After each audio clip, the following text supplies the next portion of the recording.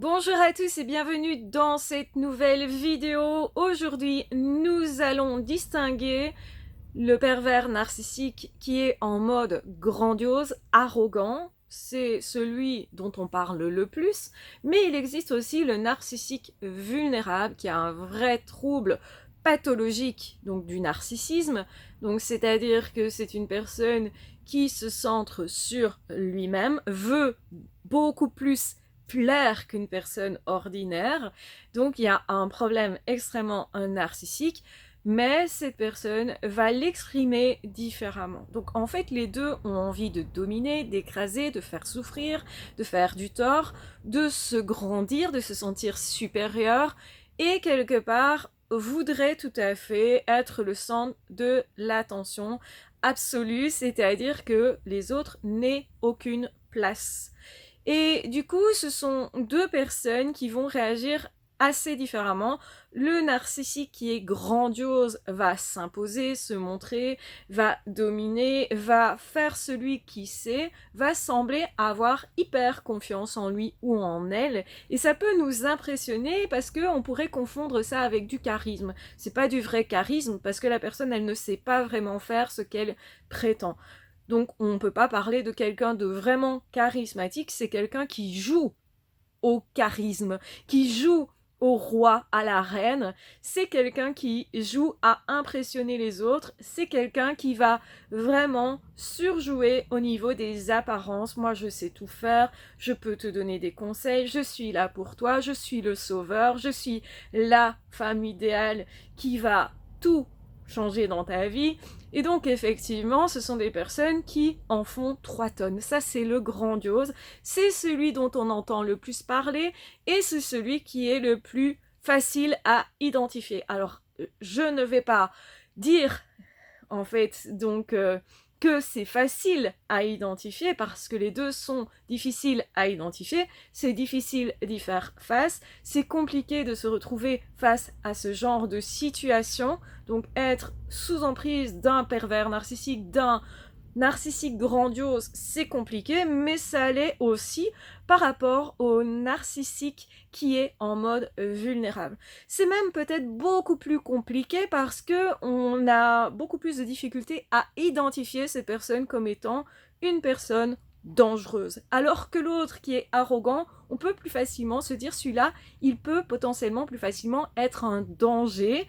Tandis que quand la personne est en mode vulnérable, donc autrement dit se plaint beaucoup, se montre comme une personne blessée, à sauver, à aider, quelqu'un qui n'a pas trop confiance en lui ou en elle, quelqu'un qui serait là par hasard et qui semble parfois même ultra timide. Sauf que cette timidité qui souvent est extrême est un costume, c'est pas une vraie timidité. Les gens qui sont vraiment timides, ils vont pas changer tout à coup, ils vont pas se montrer tout à coup arrogants, on passe pas de l'un à l'autre quand on a un manque de confiance en soi.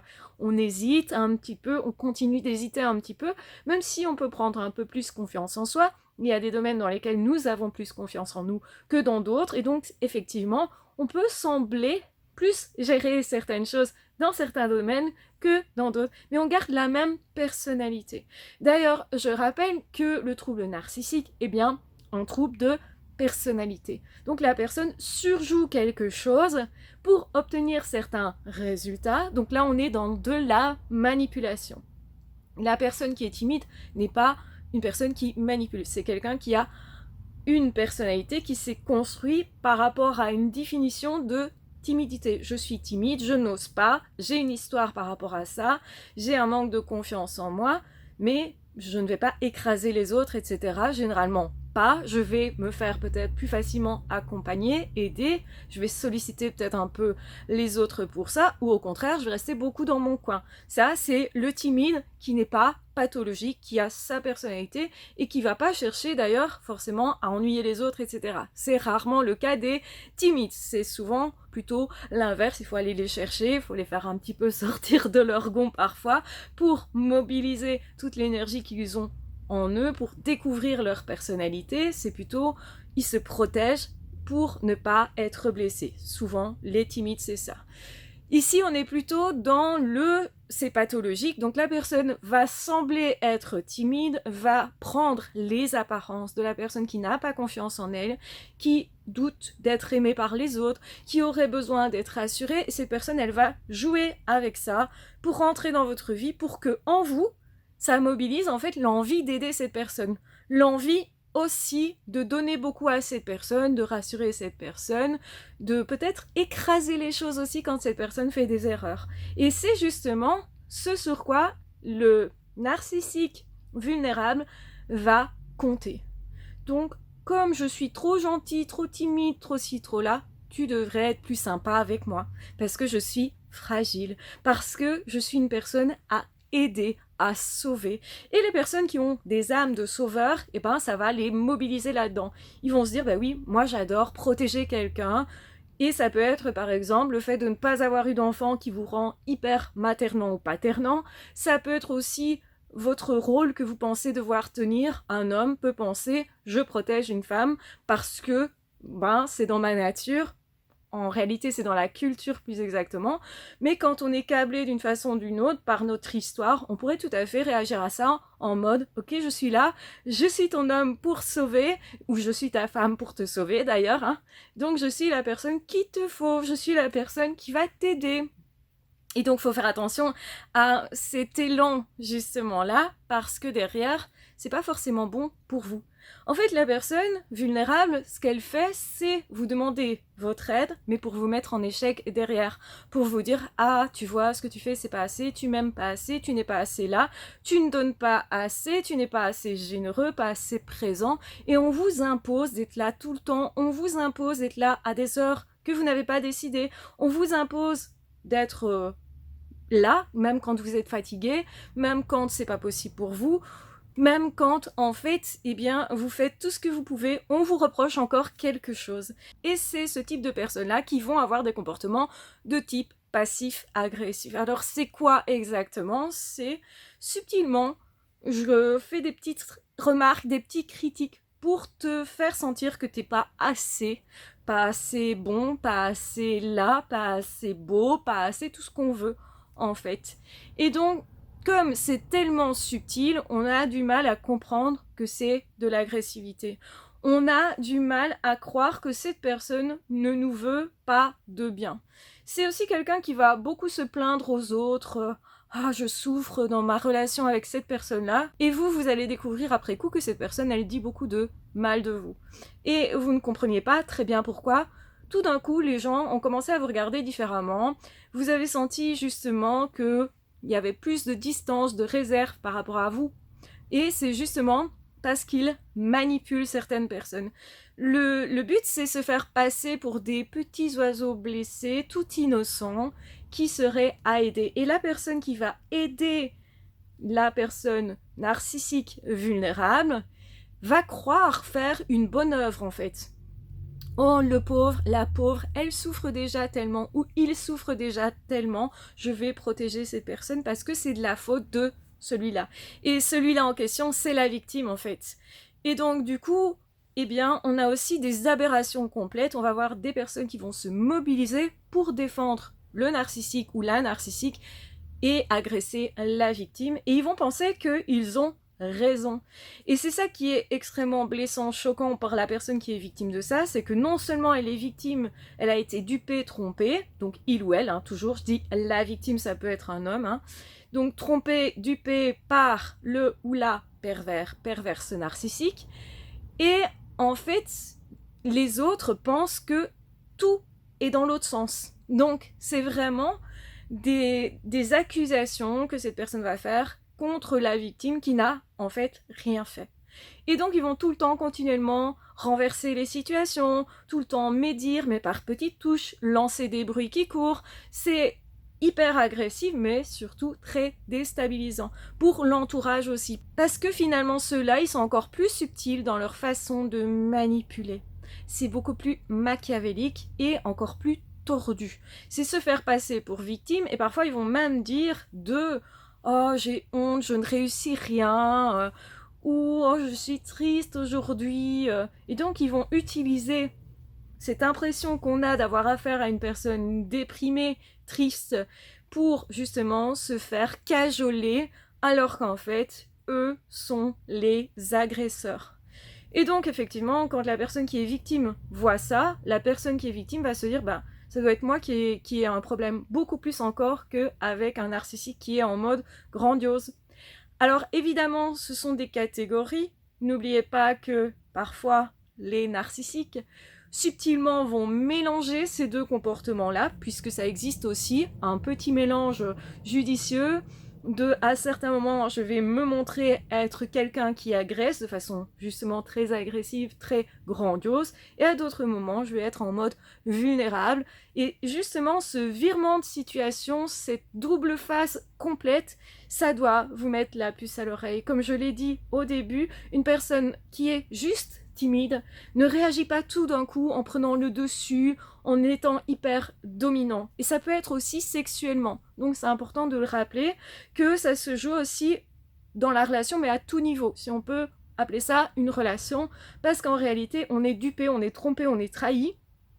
Et ces personnes qui se montraient vulnérables, etc., eh bien, jouent avec d'autres personnes. Les personnes narcissiques vulnérables vont beaucoup jouer avec la séduction à tout niveau, et aussi avec le fait que ce seraient des pauvres petites choses fragiles qui ont des petites vies, et pas de chance pour eux, ils ont comme par hasard des enfants qui sont pas reconnaissants, ou un mari, une femme qui sont pas valorisants, et tu te rends compte, il me fait ça, et tu te rends compte, elle me fait ça, et en fait c'est l'inverse qu'il se passe. Et donc vous allez plaindre cette personne parce qu'ils savent beaucoup se plaindre, et c'est comme ça qu'en fait ils manipulent. Donc attention aux personnes narcissiques vulnérables. Il y a plus de femmes certainement qui utilisent ces principes-là, parce que pour une femme, se faire passer pour un petit oiseau blessé, c'est quelque chose qui est davantage culturel, donc quelque part elles vont se positionner comme ça lors des procès pour se faire plaindre, et justement aussi par rapport à leurs enfants, elles vont toujours se faire passer pour des bonnes mères, des bonnes épouses, mais moi j'ai toujours fait tout ce qu'ils voulaient, tout ce que mes enfants voulaient, je me suis sacrifiée, est une parole que ces personnes-là vont dire régulièrement. J'ai tout fait pour toi, pourtant je suis une personne qui est une belle personne, regarde tout ce que j'ai fait pour toi, je t'ai conduit là, j'ai fait à manger pour toi. Bah en fait c'est juste normal de nourrir ses enfants, hein. À un moment donné c'est normal aussi de les emmener à l'école, c'est juste normal. Et les enfants vont réagir souvent à ça en se disant bah, je suis pas sûre que c'est une personne qui est perverse, narcissique, parce que j'ai l'impression qu'en même temps c'est une pauvre petite chose fragile, donc j'aurais tendance à protéger la personne qui me semble être en fragilité. Et c'est ça qui est déroutant, et c'est justement la difficulté de se défendre face à ce type de personne, parce que nous, on paraît être le bourreau face à une personne qui est hyper vulnérable et qui même semble se remettre en question en fait, sauf que cette personne ne le fait pas vraiment. Cette personne va dire non mais c'est vrai, j'ai fait des erreurs, je comprends, mais en même temps cette personne aurait pu être plus gentille avec moi. Donc il y a vraiment la double face comme ça, et surtout le côté pas arrogant, pas prise de pouvoir. En fait c'est une autre façon de prendre le pouvoir, par de la manipulation, par de la plainte, par justement le fait de se faire aider par d'autres personnes, se faire défendre beaucoup. Ils ne se défendent pas tellement eux-mêmes, mais beaucoup par les autres. Et donc c'est extrêmement, extrêmement toxique et manipulateur. Et c'est peut-être plus toxique parce que c'est plus difficile à voir. Et donc on a toujours plus de mal à se défendre face à quelque chose qui est moins visible. Mais une fois qu'on a compris, eh bien on va ressentir la même chose, beaucoup de colère. Aussi, on va commencer à reprendre confiance en nous. On pourrait avoir beaucoup perdu confiance en nous, parce que justement, comme on est des gentils à la base, parce qu'ils prennent principalement des personnes très empathiques comme cible, parce que justement, vous allez plus facilement vous laisser faire, parce que vous croyez faire vous aussi une bonne action en restant dans la vie des narcissiques vulnérables. Donc attention à ça, parce que c'est un vrai piège, et je pense que sincèrement il est urgent aussi de mettre ça en lumière. Si vous êtes arrivé jusqu'ici, dites en commentaire ce qui est caché et peut-être plus dangereux. Je vous embrasse bien fort, je vous aime très fort, prenez bien soin de vous.